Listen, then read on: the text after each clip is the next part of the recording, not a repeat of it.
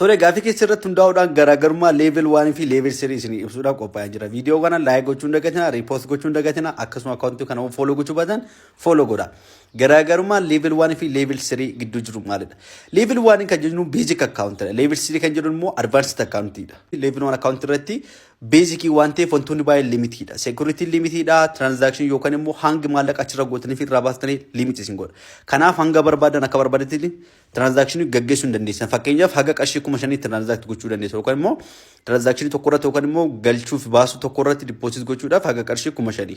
Akkasuma immoo basic features isaa maadda wantoonni baay'een limit isin godha. Guyyaatti transaction muraasa gaggeessuu dandeessan. Gara advanced gaafa dhuftan immoo advanced irra maadha bu'aa baay'eetu jira.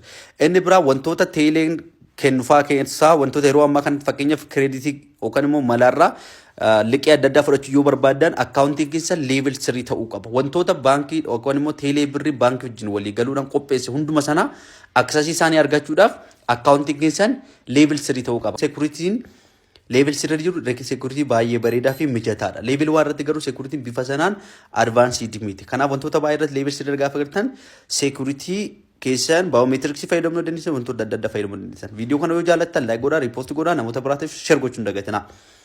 Akkamitti level 1 nagara level 3 ceena kan jedhu immoo viidiyoo akkasii hojjedhuu barbaadan koomentii irratti barreessaa. Yeroo gaarii.